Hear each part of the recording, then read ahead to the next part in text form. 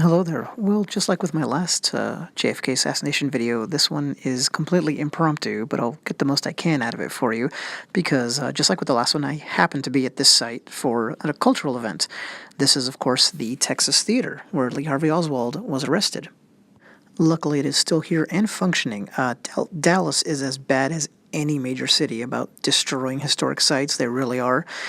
So we're very fortunate that this is still here and we can go check it out. So it's a working theater, as you can tell, and this is in October, so you can see they're going to play Night of the Living Dead, but that's not why I was there. Nevertheless, let me show you the theater. So here's the entrance, right? That incredibly famous picture of Oswald getting dragged out from the front. Happened with this as the backdrop.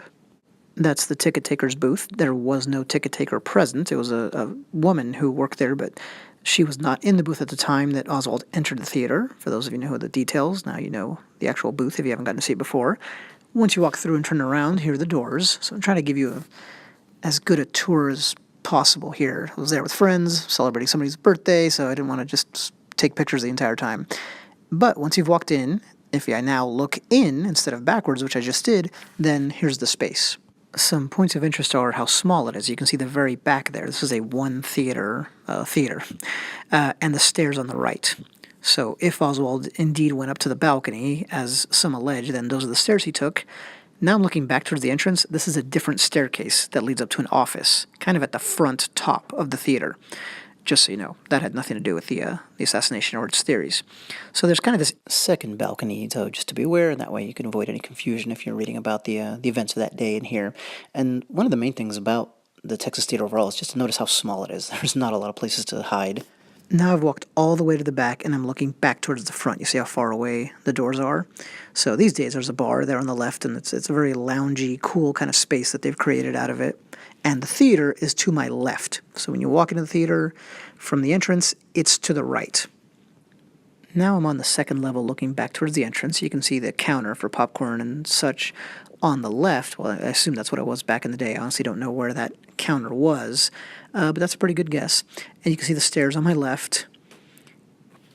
Now, there was one other employee working that day, such a small theater, and he was here on the inside running the counter, making sure the movies ran, that kind of thing.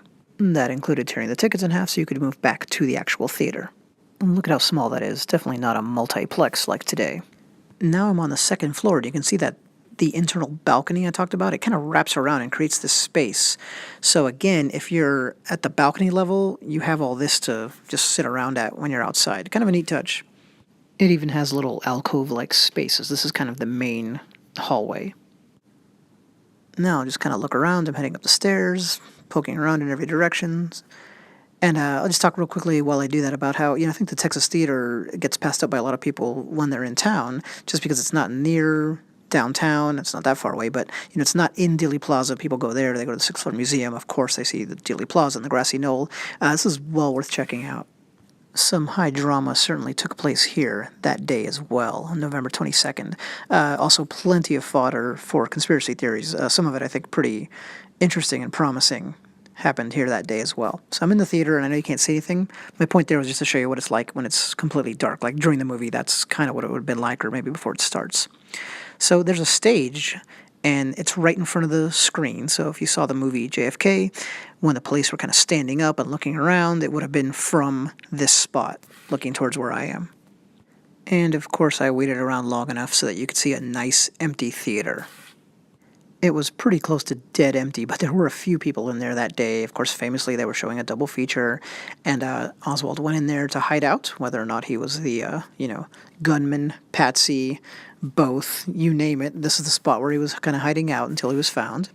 One theory is that he was here to meet someone, and I think that has a lot of possibilities. It's quite a labyrinth, just like everything else in this case. Often any one component comes down to which piece of contradictory evidence do you want to go with? What the person said to the Warren Commission, what they said years later when interviewed, you name it. But as you might know, in my initial run of videos, I really just gonna let the spaces and the places speak for themselves. So what a great view this is, right? Looking not too dissimilar to the way it did on 11/22/63. If you've never seen much of it before and are interested in the assassination, now you have. Thanks.